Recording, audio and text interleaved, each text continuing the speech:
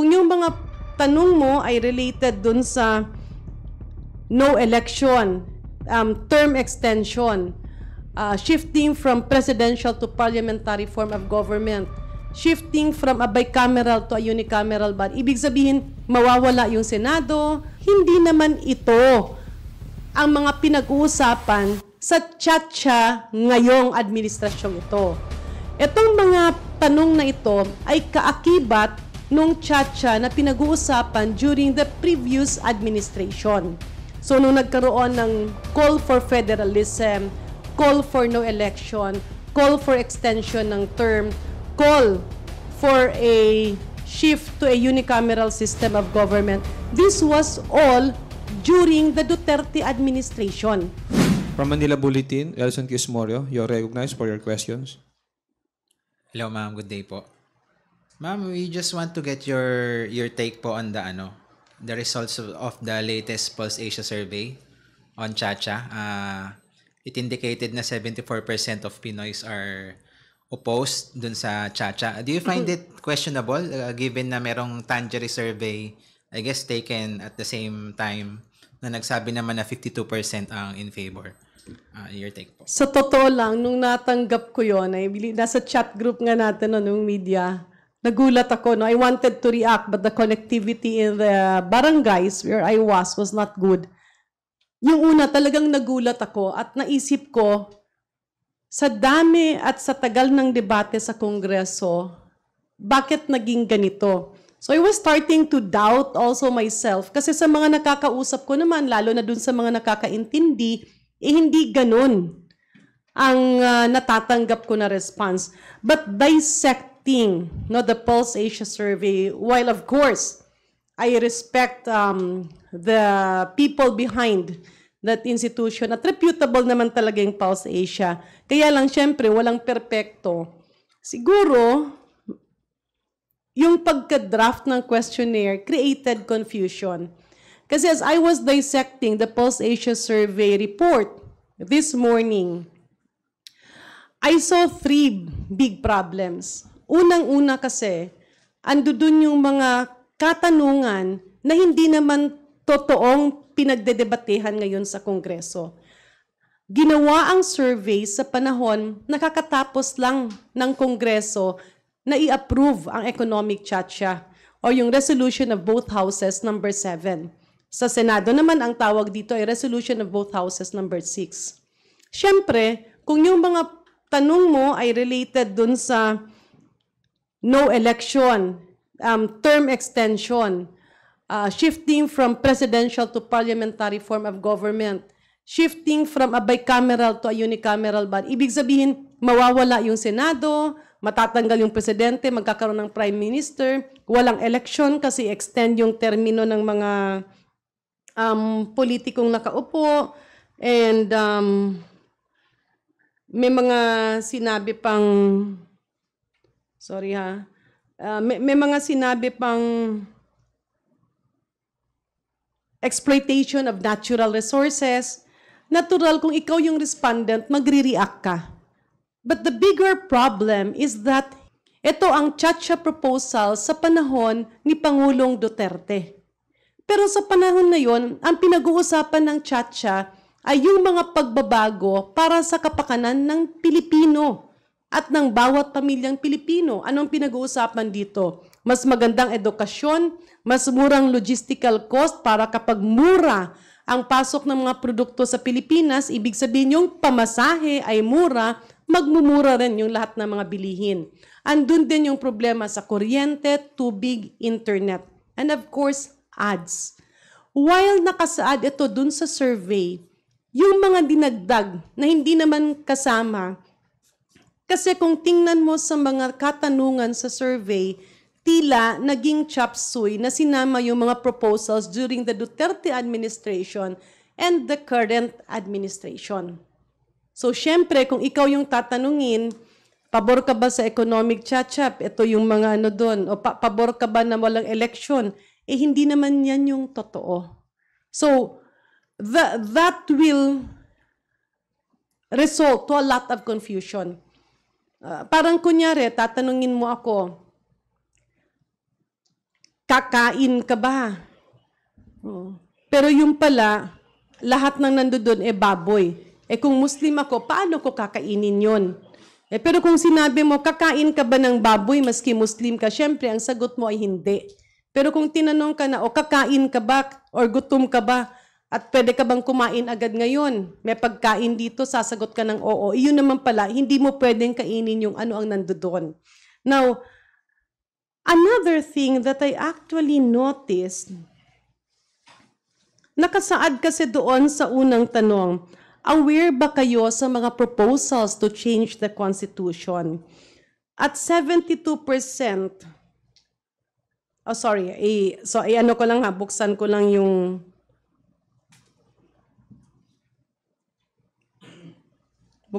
para medyo, ayan.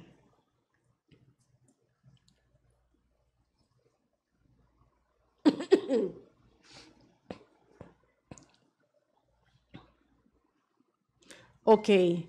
Meron kasing tanong, narinig nyo na ba? Nabasa nyo na ba? Yung proposal to change the 1987 Constitution? Ang nagsabing, yes, narinig na nila before the survey, 72%. Ang nagsabing, hindi pa nila naririnig ay 28%. So kung pagbasihan mo ito, sa pananaw ng makakatingin dito, narinig na niya, naiintindihan na niya. Pero tingnan mo yung pangalawang tanong.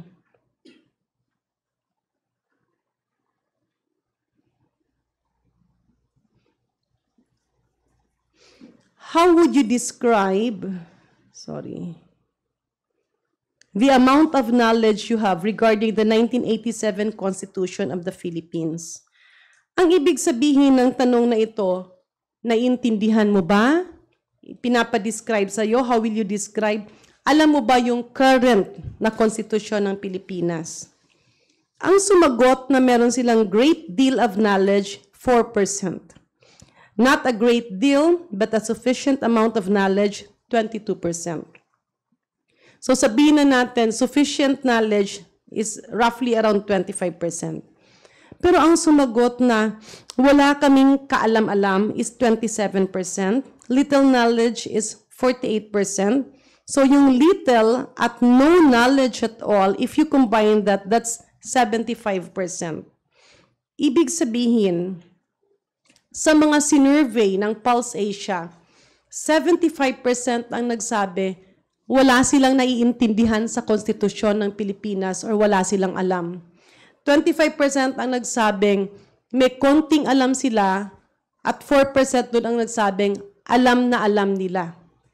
Now, pupunta tayo sa mga katanungan, sa mga babaguhin sa konstitusyon. In other words, the subsequent questions should have been asked only to the 25%. Dapat yung mga sumusunod na mga tanong, doon ka lang nagtanong sa 25%, kasi paano mo ngayon sasagutin yung bagay na hindi mo alam? Example, sasabihin ko, Brother Mar, masakit ba yung tahi nung nanganak ka? Paano niya masasagot yun? Lalaki naman si Brother Mar, hindi siya nanganak at hindi niya naramdaman yung tahi pagkatapos manganak. So, the survey should have focused the questions on those who have knowledge. Kung titingnan mo, gawin natin example. So ngayon tanungin ko kayo. Meron ako ditong vitamins.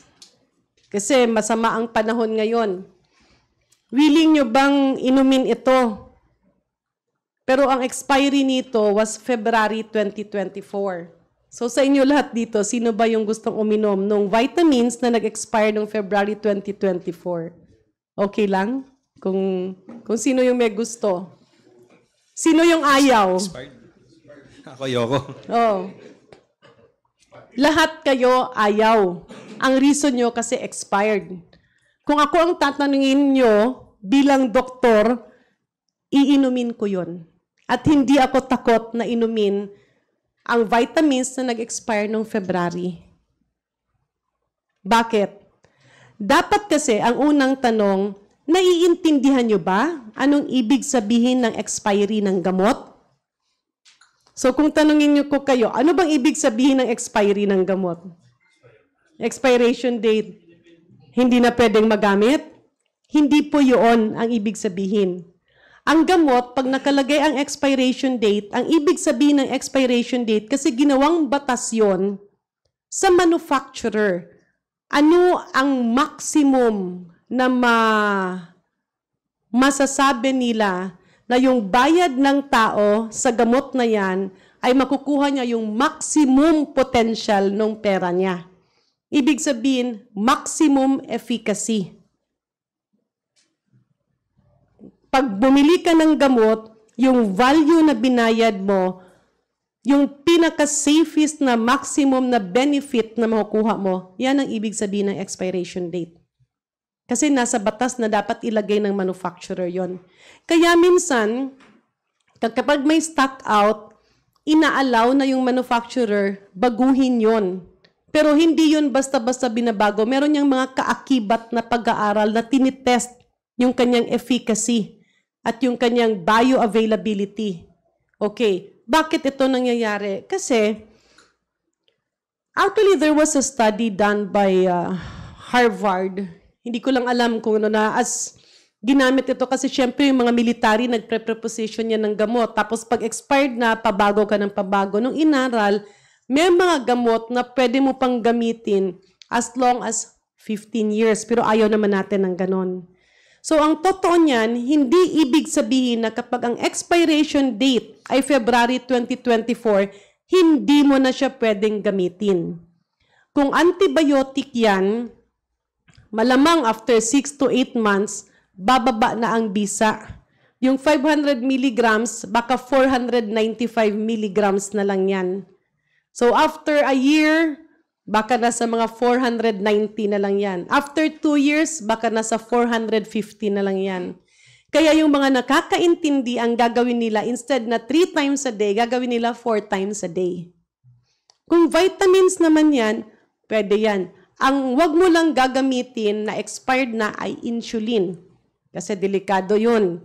O yung mga ini-inject na direkta doon sa iyong ugat. Hindi yung mga iniinom mo na pumupunta pa doon sa iyong bituka at sa iyong stomach. In other words, kung ako ang tatanungin nyo, iinom ako kasi alam ko na walang harm sa katawan ko. At yung expiration date is a marketing tool in compliance sa mga batas dahil pag binibili mo ang isang bagay at may bayad, dapat maximum naman ang balik sa'yo. Pero kung benepisyo, health benefit ang pag-uusapan, pwede kang uminom ng expired na, hindi naman yung nagkakamolds, hindi naman na sobrang ilang mga taon na case to case yan, pero hindi pwedeng ibenta yan at hindi pwedeng bayaran yan. So sa survey, dapat niyan, ang unang tanong should be, naiintindihan mo ba ano ang ibig sabihin ng expiration date? Pag sinabing oo, so yung mga nagsabing oo, yun lang ang tatanungin mo. Iinom ka ba ng expired na gamot? So ang magsasabing yes, it's because naiintindihan nila. So dito, ang unang kasing tanong, alam mo ba ang konstitusyon ng Pilipinas? At ang nagsabing alam na alam nila 4% lang. Ang nagsabing medyo may alam kami, 22%. So, matotal yun kasi meron yung mga ratio, mga point, dot, siguro, nasa mga 25%. Yung nagsabing, wala kaming kaalam-alam sa konstitusyon, 75%. So, kung tanungin mo, yung taong nagsabing wala silang alam sa konstitusyon, how can they participate? In other words, I'm not sure how to coin it, but if you have questions, kung magtatanong ka ng mga katanungan sa taong hindi alam ang topiko at hindi niya naiintindihan, syempre, yung sagot doon, mini, mo. Or kumbaga sa Ilonggo pa, mabalagpat lang sanda. Kung sa Bisaya pa, kumbaga pakot-pakot lang. Kumbaga it becomes a guessing game para lang na matapos. So I believe Yan ang maganda siguro na baguhin ng Pulse Asia na ang dapat nilang tanungin ay yung nakakaintindi lang sa konstitusyon. So, the conclusions of the Pulse Asia survey is not really reflective of the actual sentiments of the people. Kaya, iba siya doon sa survey ng iba namang mga providers. Moving forward, kaya napaka-importante na magkaroon ng plebisito because before the plebiscite at ilang mga buwan yan, sabihin natin magsimula ng ang plebisito is next year, magkaroon ng 8 buwan na nagsasalita ang lahat ng mga tao. Kapag may plebisito, mapag-uusapan ito. It will now be a discussion in the table where family eats, in the house where family get together, sa mga reunion, sa mga okasyon, maski sa school. At kapag pinag-uusapan yan at nagkakaroon ng mga awareness, people will be able to decide intelligently. Madi-decipher nila, ano ba itong pinag-uusapan? Ano ba itong economic chacha? Kasi may plebisito eh. Boboto sila ng yes or no. So before bumoto, aalamin nila. The Pulse Asia survey, one reliable conclusion that I can get from there is the need for a plebiscite. Dahil ang plebisito ay magbibigay daan para yung mga tao pag-usapan ito at maintindihan nila ano ba ang konstitusyon ng Pilipinas ngayon. Ay, di kahon pala siya masyado. Ay, ganyan pala yan, kaya pala nahihirapan kami. Ano ngayon ang pwedeng baguhin at paano ito gagawin? May partisipasyon pa rin pala kami. Hindi pala totoo yung mga haka-haka. Hindi pala totoo yung mga fake news. Parang bakuna yan. Ay, wag daw, nakakamatay yan. Ayaw magpabakuna. O ngayon, ayan, ang dami-dami nating mga outbreaks. So that is how I look at the Pulse Asia survey. While the company is reputable, siguro hindi naman natin maperpekto. Nagkaroon lang, baka fixed yung questions, pero hindi nakita na dun pa lang sa tanong, naiintindihan nyo ba o alam nyo ba ano ang laman ng konstitusyon ng Pilipinas? 75% said, no, hindi namin alam. Dapat nagpalit na ng mga katanungan. Or dapat, yung subsequent tanong, dun ka lang nagtanong sa 25% so that the results will really be reflective of the sentiments of the Filipino people. Kaya parang sayang kasi lumalabas na parang walang gaanong bisa. Thank you po. Thank you, DML Janet. Thank you, Elson. Let us recognize Big Sumintak from Net25. Ma'am, magandang hapon po. Bago doon sa tanong ko sa vaccine, just a follow-up doon sa question regarding doon sa survey. So meaning to say, ma'am, the methodology and the set of questionnaires na ginawa ng Pulse Asia, mali. Naging chapsuy siya. Chapsuy. Chapsuy. Bakit? Ang tinatanong doon, ang pinag-uusapan kasi is chacha, economic chacha ngayon. Pero nakasaad doon yung mga proposal ng previous administration na kinumbine sa proposal nitong current administration. That's one. Pangalawa, yung conclusion niya na marami or 75% sa mga Pilipino ay ayaw sa economic chacha, mali siya. Dahil 75% ng mga tinanong mo ay walang alam sa konstitusyon. So paano mo masasagot yung isang bagay na tinatanong ka, babaguhin ba natin to? Hindi mo nga alam ano yung laman nun eh. Okay. Ma'am, do you suspect na some groups ang nag-commission at nag-manipulate nung survey, including the set of questionnaires, para kontrahin yung economic chacha? It's difficult to presume, but I believe that's best for Pulse Asia to answer. Kasi syempre nakasalalay din dyan yung reputasyon ng kanilang organization. Kasi very clear naman yun eh. Yun nga ang tanong ko, kung tatanungin kita, kumusta ba ang kirot nung ikaw ay tinatahi pagkatapos manganak. Eh syempre bilang lalaki, hindi ka naman pwedeng mabuntis. So pag sinabi mong masakit, o dapat ang tinanong nun ay yung mga babae na nanganak na normal delivery. Kasi less ang anesthesia nun. Hindi yung tatanungin mo lahat ng tao. So yung pagkuha ng sample, dapat dun na nagbawas. Yung respondents mo, dapat naiintindihan nila yung konstitusyon kasi yun ang pinag-uusapan. Kaya pang sinasabi ko, sayang yung survey kasi yung conclusion nila na 75% ang ayaw, eh yung mga tinanong mo, 75% dun sa tinanong mo ay hindi alam kung ano ang tinatanong mo. So it's not really that, pero pwede siyang lumapit dun sa garbage in, garbage out. Ang maganda lang dun sa survey, nakita natin, 75% pala ay hindi alam na yung ating konstitusyon ay dikahon at very inflexible. At ito ang rason na yung mga gusto nilang pagbabago sa Pilipinas ay hindi nababago dahil nakakahon ang isang batas. Kaya, anong dapat gawin? Then, we hold a plebiscite with ample time to educate the people why vote for no, why vote for yes.